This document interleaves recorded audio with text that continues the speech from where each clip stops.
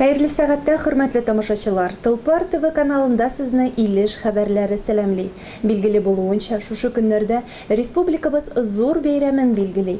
1919 елның 20 мартында Үзәк Совет власте белән Башкорт хөкүмәте арасында Башкорт Совет автономиясы турында килешү төзелә.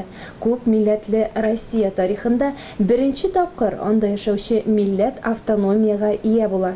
Әлбәттә, бу мөһим вакыйгага Башкортстан күптән әзерләнә башлады. Ил президенты Владимир Путин 2009 елда Башкортстан Республикасы булдырылуының 100 еллыгын бәйрәм итү турындагы указга кул куйды. 100 еллыкка 100 объект проекты шикләрендә күләмле төзелеш эшләре башкарылды. Күп санлы мәдәни фестивальләр, спорт бәйгеләре оештырылды. Шал Уралтаулы, татлы баллы, ак тирмәле, тук башаклы һәм кара алтынлы Башкортстан иленең даны җир шарына таралган. Туган төягебез, гүзәл республикабыз киләчәктә дә тик чәчәк атсын.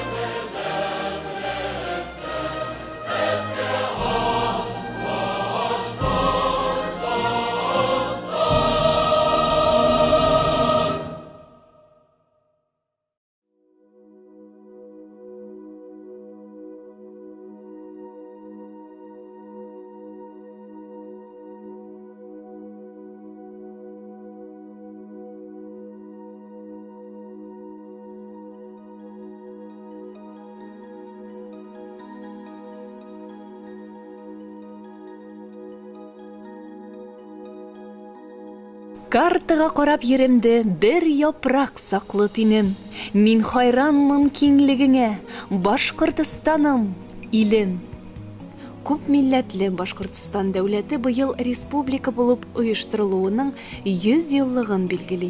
Бу вакыйганың башы илебездәге гражданнар сугышының кискен мәлләренә тап килә. 1919 елның 21 февралендә Темәс авылында Кызыл армия ягына күчкән башкорт полклары вәкилләре съездында Башкортстан вакытлы хөкүмәте хәрби революцион комитет төзелә.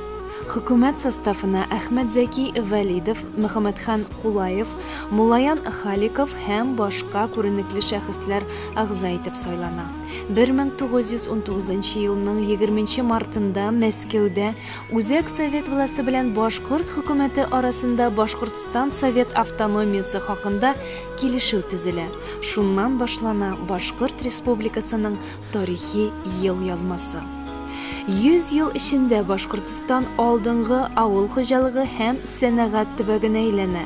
Колхоз, совхозлар белән бер рәттән завод-фабрикалар ил һәм халык өчен кирәкле әйберләр җитештерүдә зур уңышлар яулый. Металлургия, машина эшләү, нефть табу һәм нефть химиясе өлкәсендә Башкорт АССР Советлар Союзында алдынгы республикаларның берсенә әверелә. Авыл шәһәрләрдә театрлар, мәдәният сарайлары ишекләрен ача, гәзит-журналлар бастыру, китап нәшер итү киң колач ала. Бөек Ватан сугышы елларында да республикабыз халкы сынатмый. Фронтны корал, азык-төлек, кием-салым белән тәэмин итүгә, патриотик рухлы, җиңүгә ышанган Башкортстан халкы зур өлеш кертә. Республикабызда 112-113 кавалерия дивизиялары оештырылу гына үзе бер казаныш. Сугышка киткәннәр арасында 261 кешенең Советлар Союзы герое исемен алуы да безнең өчен горурлык. Сугыштан соңгы чорда Башкортстан артабан үсеш кичерә. Ел саен Башкортстан илгә 3 миллион тонна иген тапшыра. Ил күләмендәге казанышлары өчен республикабыз 2 Ленин ордены, Октябрь революциясе һәм халыклар дуслыгы орденнары белән бүләкләнә. Саулык саклау, мәгариф, фән өлкәсендә уңай үзгәрешләр күзәтелә. Телевидение тапшырулары зәңгәр экраннарга чыга. 1990 елның 11 октябрендә Башкортстан Республикасы Югары Советы үз алылык турында декларация игълан итеп, яңа чорга башлангыч салына. Тәүге президент Муртаза Рәхимов җитәкчелегендә Башкортстанда милли рух, халыклар дуслыгы һәм бердәмлеге чәчәк ата. Бүген Башкортстанның авыл шәһәрләре заманга ярашлы төзекләндерелә, бизәлә, кешеләрнең тормыш һәм яшәү шартлары яхшырганнан яхшыра. Башкортстан чит илләр белән дә тотрыклы һәм эшлекле хезмәттәшлек алып бара. Республикабызның даны булган корт балы, вертолетлары, авиация двигательләре, нефть продуктлары чит илләрдә зур сорау белән файдаланыла. Башкортстан үзенең 100 еллык юбилеен имин, тыныч шартларда 100дән артык милләт халкының үз ара дуслыгы һәм татулыгы рухында излекле үсеш юлында каршы ала.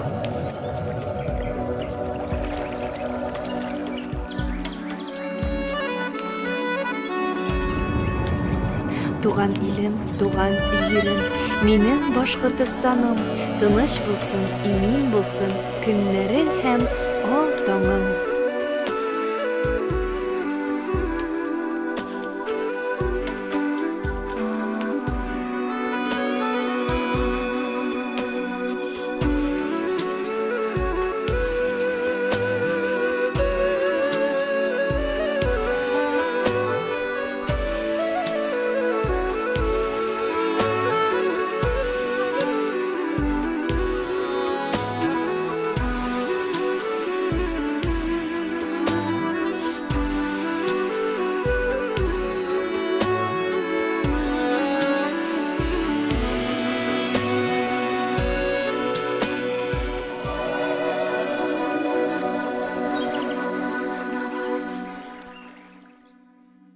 Башкортстан автономиялы республикасы барлыкка килгән мәлдә хәзерге Илеш районына караган авыллар яңа тормыш юлына аяк баскан чак була.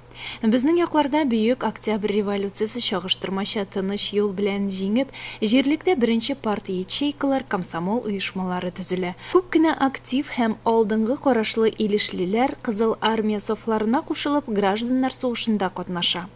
Ровно 100 лет назад территория нынешнего Илишевского района находилась в составе двух уездов, это Бирского и Белебеевского. А на территории нынешней республики, а также страны шла гражданская война. Илишевцы сплачивались и поднимались на войну с белогвардейцами.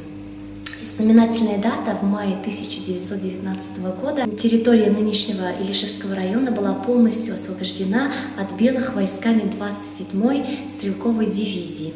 В эти годы на территории Илишевского района происходили такие события, как открытие Еркеевской школы, сейчас гимназия номер 1, открытие Верхнеманчаровской школы в деревне Верхнеманчарово, открытие Дюмеевской школы в деревне Дюмеево, также открытие первой библиотеки Мухсиновым в селе Еркеево. Башкортстаннан айрылгысыз рәвештә Илеш җиридә, Илеш халкыда үзенең тарих китабын яза, киләчәккә ышаныч белән карап, үз тормышын үзе хәл итә, тырыш хезмәт белән яши. 20 март нинди көн буларак билгеле? Зур бәйрәм көн буларак билгеле. Чөнки бу көнне безнең матур, иркен Башкортстаныбызның туган көне дип саныйм мин аны. Бу дуслык бәйрәме, матурлык бәйрәме, һәм шулай ук яшәеш бәйрәме дип аңлыйм. Чөнки безнең Башкортстаныбыз бөтен Россия күләмендә әйдәп барыш республикаларның берсе. Шуның белән горурланам. Менә республиканың сез символын нәрсәдә күрәсез икән? Безнең республика Россия күләмендә ашлык җитештерү, бал җитештерү, авыл хуҗалыгы продукциясе белән алдынгы урынны алып килә. Шуңа күрә елдан-ел безнең республика күбрәк уңыш ала. Ашлык җитештерү, шикәр чөгендерү һәм башка авыл хуҗалыгы культураларын бик яхшы үстерәбез. Безнең районда да, гомумән Башкириядә. Шулай итеп инде символын әлбәттә шушы ашлыкта, башакта күрәсез. Дөрес аңлыйммы? Әйе. Башкортстанның символын иң беренче инде карап киткәндә, уйлаганда минем күз алдыма килә башкорт балы. Башкорт балын бик күп сөйлиләр бит инде. Шуннан Башкортстаныбызның бик горур таулары күз алдына килә. Аның ак иделе, матур елгабыз. Шуннан соң инде әлбәттә без библиотекада эшләгәч бар бит инде уйлар дигән шикелле Мостай Кәримебезне, үзебезнең язучыларыбыз күз алдына килә. Роберт Абый Миңнуллин, Ренат Хайри, шуннан Суфиян Поварисовлар, барысы да менә шулай итеп бер юлы язучыларыбыз да күз алдыбызга килә. Шуннан соң Башкортстан дип әйткәч тә атлар күз алдыма килә минем. Бер өем атлар йөгереп киткән, су эчәргә төшкән шикелле бит инде шушы Башкортстан. Әлбәттә Салат Юлаевны әйтеп беттем инде. Тагын нәрсә? Шүлгән таш. Безнең достопримечательностьларыбыз барысы да менә Башкортстан дигәч бөтен достопримечательностьлар да күз алдына килә инде. Башкортстанның гербында безнең бөтен Башкортстанның яшәеше күрсәтелгән.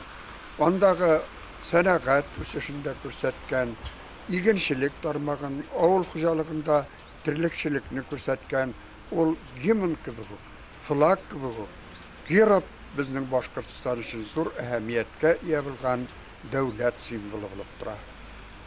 Мин шуның белән бик нык горурланам. Башкортстан халкына, Илеш халкына теләкләрегез нинди була? Әлбәттә тынычлык булсын. Безнең Илешебездә дә, Башкортстаныбызда да, Рәсәебездә дә тынычлык булса, барысы да була.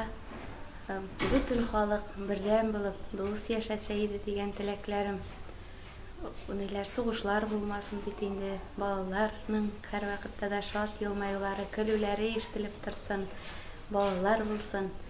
Үзебез инем булып, күк йөзләребез аяз булып, шулай дуслыкта, бердәмлектә, муллыкта яшәрсәк иде дигән теләкләрем инде. Безнең төбәктә төрле яктан җыелган халыклар, безнең төбәктә генә түгел, республика буенча. Миңа кадәр тату яшәгәннәр, бер нәрсәгә бүлешмәгәннәр, алдагы көндә дә менә шулай тату яшәп, бер гаилә булып, туганлашып үткән халык менә алдагы көндә дә шулай яшәсен. Бөтен теләгем шул. Илеш халкы эшчән, особо эшчән дип әйтергә мин республиканың төрле районнарында булган кеше белән башка районнарда да яшәүнең ничек икән, ничек халыкның гореф-гадәтләре белән дә танышмын. Илештә халык особо эшчән дип әйтәсек килә инде минем. Шушы көннәрдә безнең Башкортстаныбыз 100 еллыгын билгеләй. Шул уңайдан файдаланып, безнең илебезгә тынычлык, күк йөзе аяз булсын, барыбызга да сәламәтлек бирсен Ходай Тәгалә. Шушы көндә әле минем улым армия сафларында хезмәт итә бит инде. Сугышлар булмасын, илләр тыныч булсын. Ул да исән имин әйләнеп кайтсын туган ягыбызга инде. Барыбызга да сау сәламәт булып яшәргә язсын. Алга таба да Башкортстан шушылай яңа адымнар белән үссен, яңа президентыбыз белән, безнең районның администрациясы белән алга таба да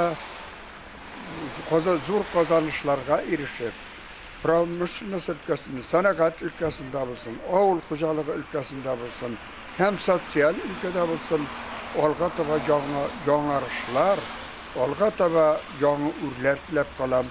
Bütün Башкортстан халкын шушы зур бәйрәм белән котлыйм. Киләчәгебез якты, өметле булсын, яшәсен минем сөекле республика. Бөтен халкын үзебезнең Илеш районы халкын шушы юбилей белән котлайбыз, 100 еллык юбилей белән. Бөтен Башкортстан халкына, Илеш районы халкына саулык, сәламәтлек, озын гомер теләйбез. Башкортостан – один из самых красивых уголков России. Богатая и славная история республики – предмет особой гордости ее жителей.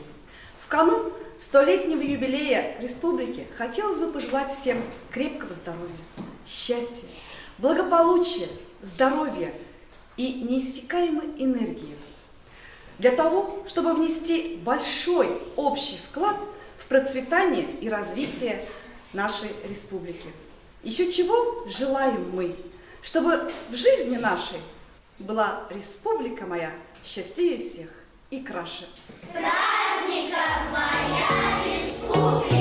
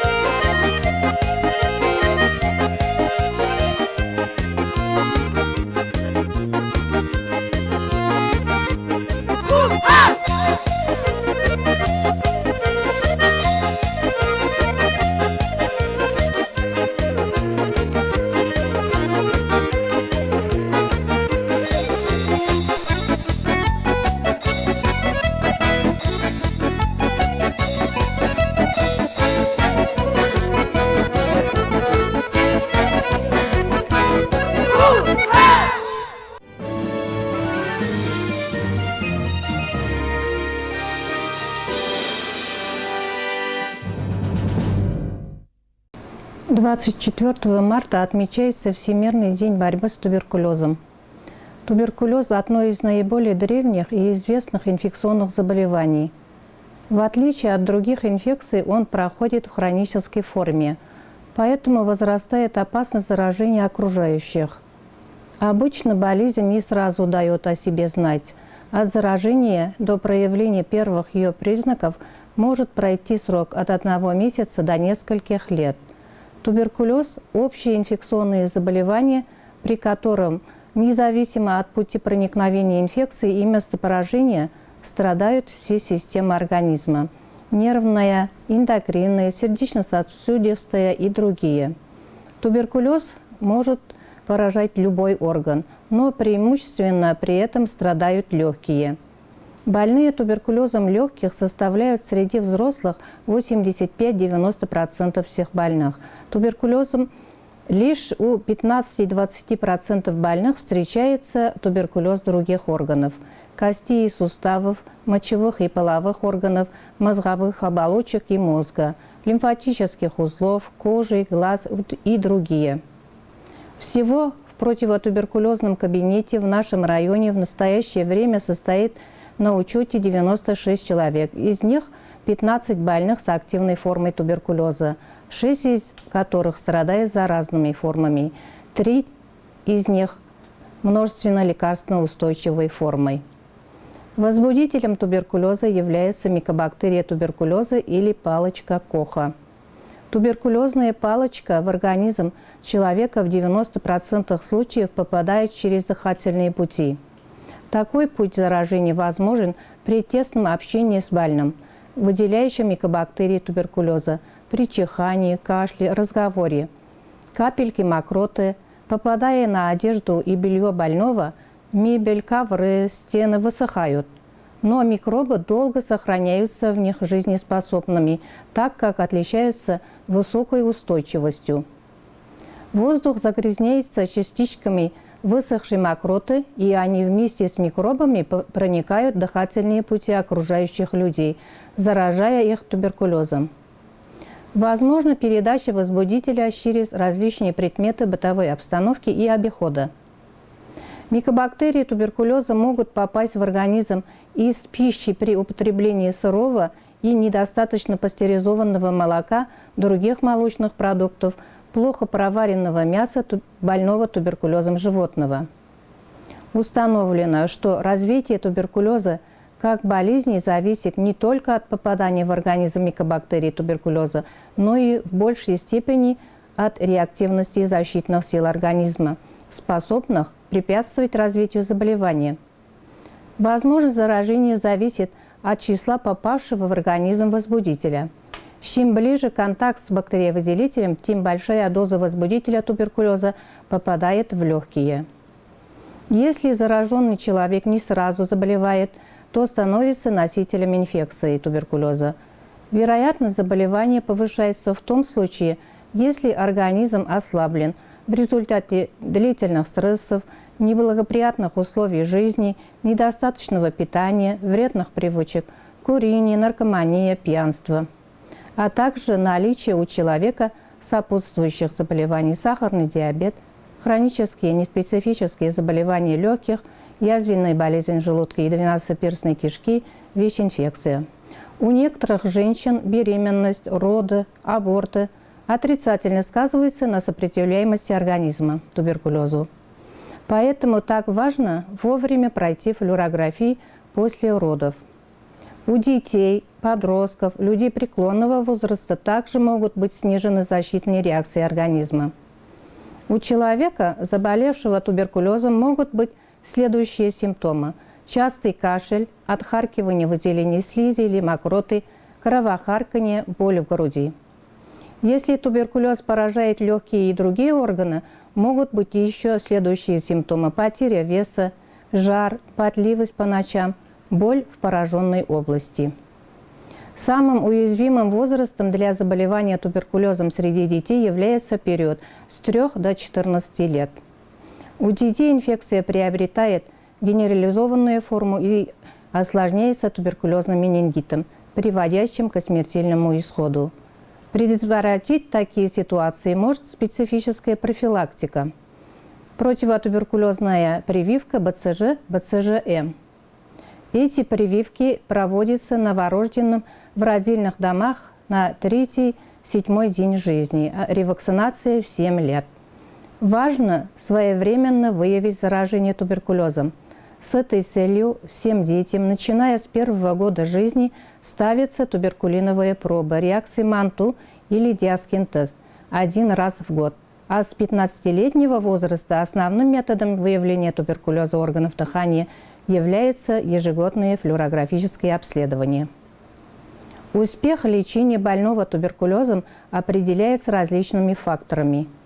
Своевременностью лечения, формой и распространенностью процесса, защитными свойствами организма, условиями жизни и питания больного.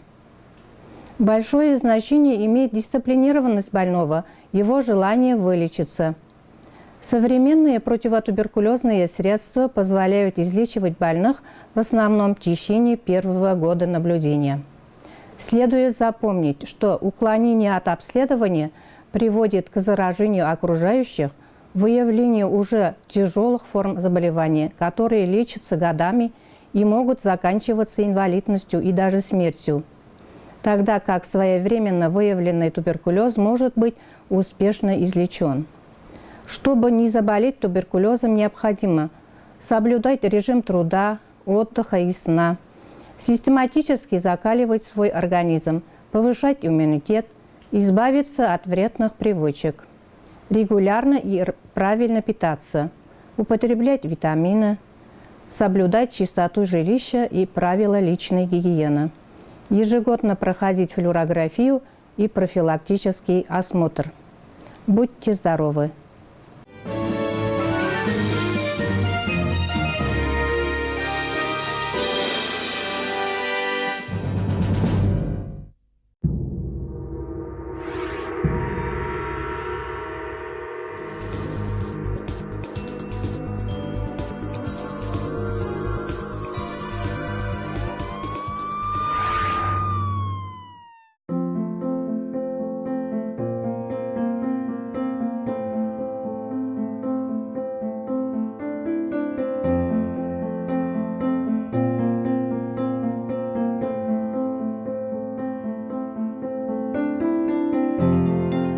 Если ты чего-то боишься, если тебе страшно, если ты испытываешь эмоции, значит, ты живой человек.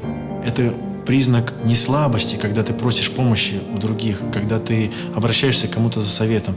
Это, наоборот, признак большой силы. Не бояться, доверяться – это говорит о том, что ты очень сильный.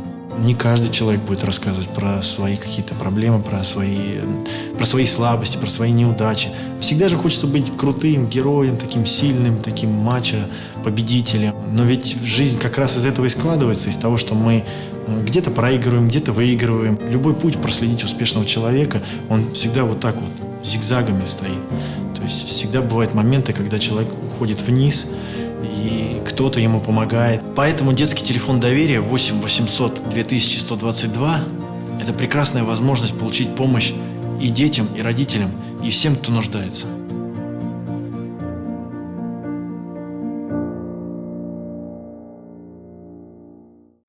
Какой путь проходит обычный мешок с мусором? Он либо сразу попадает в мусоровоз, такой способ называют бесконтейнерным, либо сначала оказывается на контейнерной площадке. Затем наши с вами отходы и везут на мусоросортировочный комплекс. Здесь их будут сортировать и выбирать из них полезные фракции. Это стекло, бумага, пластик, органические отходы. Позже отходы переработают, и они получат вторую жизнь. Ту маленькую часть мусора, которая останется, спрессуют и вывезут на лицензированный полигон. Это значит, что он не представляет опасности для людей и окружающей среды, и вредные вещества не попадут в почву, воду и воздух. Привычных свалок не останется, их рекультивируют. За всю цепочку движения этого мусорного пакета от контейнера до полигона будет отвечать региональный оператор. С января нового года в квитанциях ежемесячного платежа за коммунальные услуги появится новая строка «За оказание услуги по обращению с ТКО» по аналогии с платой за газ, воду и электроэнергию. Новая система обращения с отходами – это наша безопасность. Все мы хотим жить в чистой республике и сохранить ее для будущего поколения.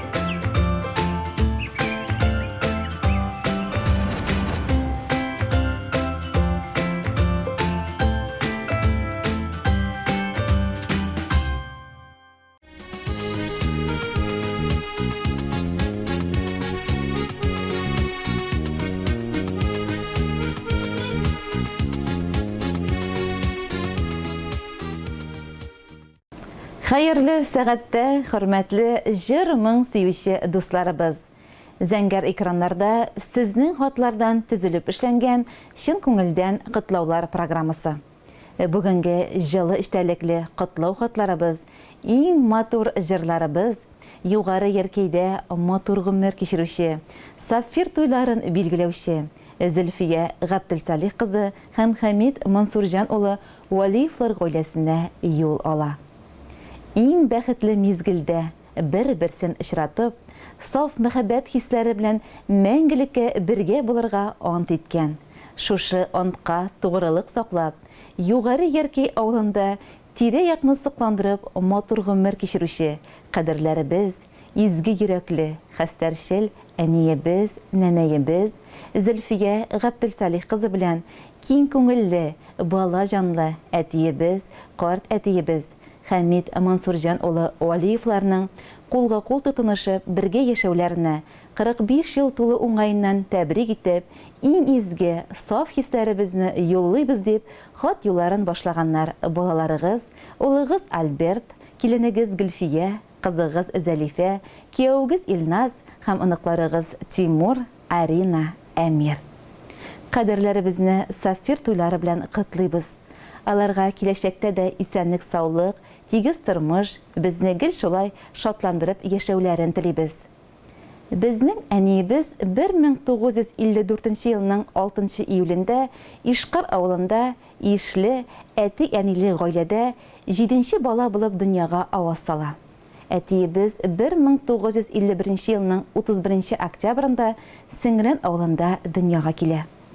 Сөекләребез ямлы табигатьнең кышкы йокыдан уянган яз мизгелендә 1974 елның 24 мартында Валиевлар гаиләсен кырып җибәргәннәр. Шул гомер эчендә ни генә кичермәгән алар. 45 ел буена шатлыклары да, кайгылары да ортак булган. Тормышларын ямләп без мәхәббәт җимешләре, 2 кызлары һәм 1 уллары дөньяга килгәнбез. Ишебезне дә кадерләп үстереп, яхшы тәрбия һәм белем биреп, зур тормыш юлына чыгардылар. Бүген ишебез дә үз тормышларыбызны корып, үзебез балалар үстерәбез. Аллага шөкер. Безнең кадерләребез бик уңган, тырыш, эш сөючән, изге күңелле кешеләр. Әниебез озак еллар район үзәк дәваханәсендә бухгалтер вазифасын башкарды. Әтиебез сайлаган водитель һөнәренә тугры булды. Башта ремонт техник предприятиесында, арытаба район хакимиятендә эшләде. Бүген кадерләребезнең икесе дә хаклы ялда. Балаларның кадер-хөрмәтен күреп, матур гомер кичерәләр. Кечкенәдән безгә тырышлык, намуслылык, кешелеклек кебек сыйфатларны җаныбызга иңдерергә тырышкан әти-әниебезгә бәйрәмнәре уңайыннан иң зур бәхет булган тазалык, күңел тынычлыгы телибез. Алар безнең өчен бик тырыштылар. Әле дә кулларыннан килгән кадәр ярдәм итеп торалар. Киләчәктә дә безгә акыллы киңәшләр биреп, рухи көч истәп, кайгы-хәсрәт күрмичә, йортыбызның яме, нуры булып, бер-берегезгә кирәк һәм терәк, барыбызның да күңел җылысын тоеп, безнең шатлык куанычларыбызны уртаклашып, озак еллар бәхетле яшәүләрен телибез. Сезгә язмыш бүләк иткән икән, бергә-бергә гомер итәргә, сикәлтәле тормыш сукмакларын җитәкләшеп бергә үтәргә. Җил давылдан саклап кына үстердегез безне сез, шуңа да сез безнең өчен алтынга тиң кешесез. Безнең өчен күпме тырыштыгыз, уйландыгыз гомер буена. Онытмабыз әти-әни һичбер вакыт. Рәхмәт сезгә барысы эшендә. Бәйрәмегез белән котлап, әти-әни сезгә дәшәбез. Һәрчак шулай безгә үрнәк булып, пар канатлар булып яшәгез. Ихлас теләкләр белән улыгыз Альберт, киленегез Гөлфия, кызыгыз Зәлифә, кияүгез Илназ, аныкларыгыз Тимур, Арина, Әмир. Хөрмәтле Зөлфия Габделсалих кызы һәм Хәмид Мансурҗан улы Алиевлар. Без дә сезне 45 ел бергә тормыш корып яшәүгез белән котлыйбыз. Сезгә саф мәхәббәт, тормыш авырлыкларына бирешмичә, пар күгәрченнәрдә гөрләшеп, тигез бер-берегезгә тере һәм кирәк булып, бәхетле озын гомер кичереп, алтын туегызны да бергә якын кешеләрегез, дусларыгыз белән каршыларга ясын дип телибез. Һәм экраннар яннан ерак китмәвегезне сорыйбыз. Ә хәзер балаларыгыз сайлаган Гүзәл Уразова башкаруында рәхмәтлемен әти-әни җыры тик сезнең өчен яңгырый.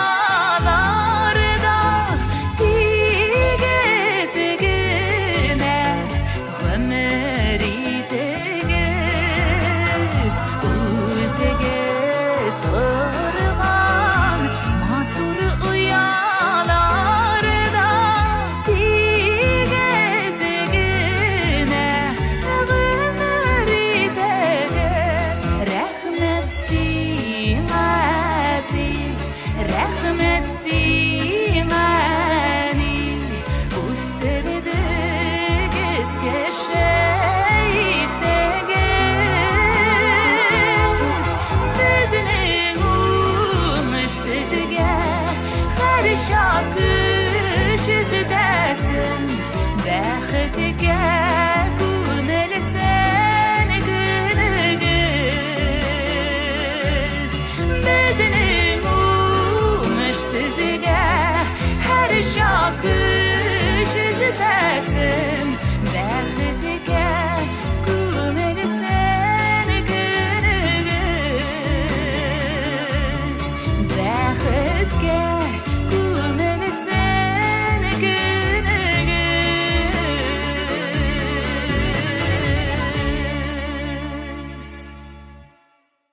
Зөлфия Габделсалих кызы һәм Хәмид Мансурҗан улы Валиевлар.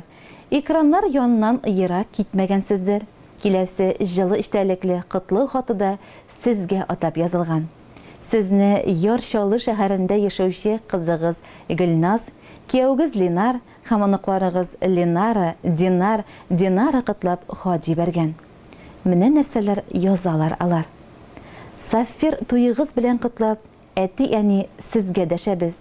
Һәр чак шулай безгә үрнәк булып, пар канатлар булып яшәгез дигән матур шигырь юллары белән башлап җибәргәннәр хат юлларын.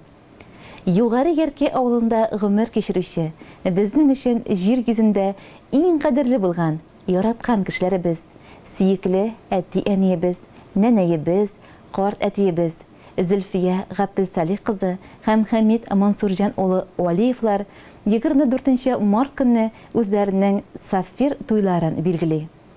45 ел элек Ишкар авылының иң чибәр, акыллы кызы Зөлфия һәм Сеңгрән авылының иң батыр, уңган егете Хәмид гомерлеккә бер-берсенә мәңгелек мәхәббәттә, тугрылыкта вәгъдә биреп, чәчләрен чәчкә бәйлиләр. Бергә үткән 45 ел гомер эчендә әти-әниебезнең тормышында шатлыклы, сөенечле мизгелләр дә күп булды. Авыррак вакытларда булмады түгел. Әмма кадерле кешеләребез һәр вакыт бер карашта, бер уйда булып, бүген чын мәгънәсендә бәхетле кешеләр булып, балалары, аныклары, туганнары, дуслары белән бергә үзләренең якты гомер мизгелләрен каршы алалар. Шушы бәйрәмнәр уңайыннан хөрмәтле әти-әниебез, нәнәебез, карт әтиебезне ихлас күңелдән кайнар котлыйбыз. Сезгә иң беренче чиратта имәннәрдәй ныклы сәламәтлек телибез. Безне шулай шатландырып, озын-озак еллар гомер итәргә насыйп булсын сезгә. Безне өч сабыйгызга шушы якты дөньяларны бүләк итеп, күз карасыдай карап, тәрбияләп үстердегез. Без сезнең белән горурланып яшибез. Без сезгә гомергә рәхмәтле, безнең газизләребез. Сезнең биргән киңәшләрегез, хәер фатихагыз һәр вакыт безнең күңелләрдә. Тормыш авырлыкларына бирешмәскә, гомер юлларын дөрес һәм мәгънәле үтәргә ярдәм итә. Безнең хакка кылган изгелекләрегез үзегезгә меңләтә рәхмәтләр булып яусын. Без сезне хөрмәт итәбез һәм бик нык яратабыз. Кадерләребез, алдагы тормыш юлларыгызда шулай сикәлтә каршылыкларсыз үтәлсен. Уртак максат белән типкән йөрәкләрегезнең дәртле тавышын алтын берләм туйларыгызда да тыңларга язсын. Бәрәкәтле туган йортыбызда нур балкытып, ныклы сәламәтлектә, җитешлектә, барлыкта, бәхетле, тигез, озын гомер, балалар, аныклар куанышы телибез. Бүген сезнең туй көнегез. Котлыйбыз без чын күңелдән, булсын тормышыгыз тигез, яшәгез бәхеттә генә. Хисләрегез артып торсын, яратышып сез яшәгез. Бер качанда онытылмасын сезнең матур туй көнегез. Туй көнегез белән сезне котлар өчен ераклардан килдек дәшәргә. Без телибез сезгә пар имәннәр кебек 200 ел бергә яшәргә. Иң изге теләкләр белән Ярчалы шәһәрендә яшәүче кызыгыз Гөлназ, кияүгез Ленар, аныкларыгыз Ленара, Динара. Киләчәгегез җир кебек матур, кояш кебек якты булсын, хөрмәтле Зөлфия Габделсалих кызы һәм Хәмид Мансурҗан улы Валиевлар. Сафир туйларыгыз котлы булсын. Якты көннең һәр бер иртәләре килсен сезгә кояш нур булып, сәламәтлек, бәхет юлдаш булсын, куанычлар килсен ургылып. Ходай сезгә озын гомер бирсен, еллар үтәсегез бар әле, алтын туйыгызны бергәләшеп, бәйрәм итәсегез бар әле. Хәзер инде чиратта җыр бүләк.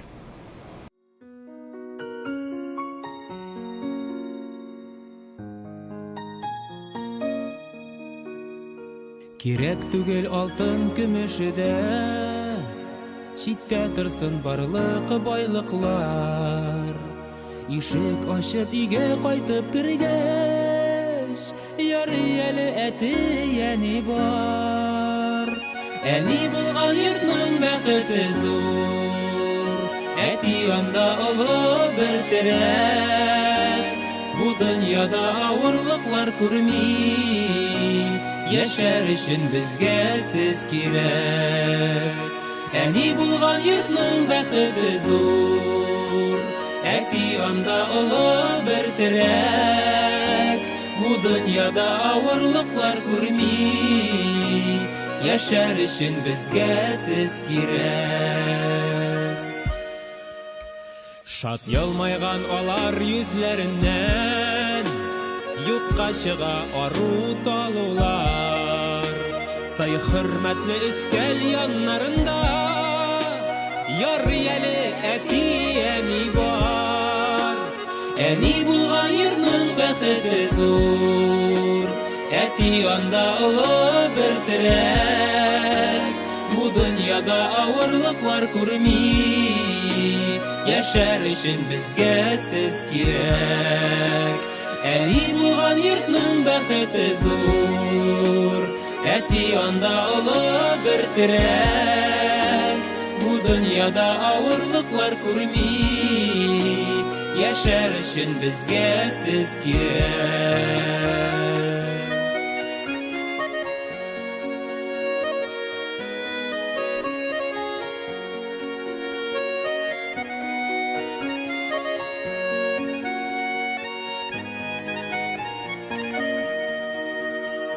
Xuday sizge uzun ömür girsin, urab ötsin idi kaygılar.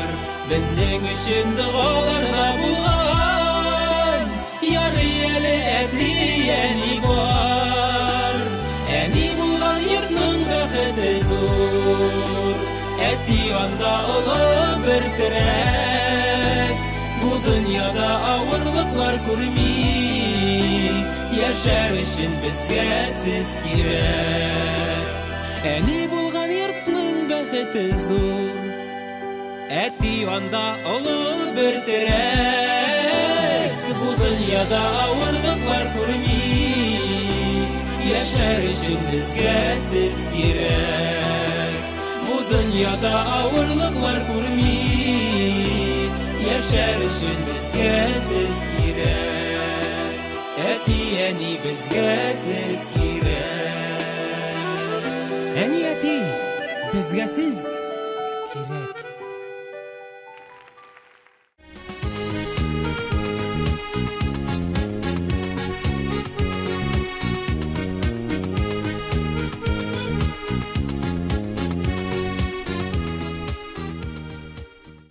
Семья как матрешка. Если есть папа, то обязательно должна быть мама.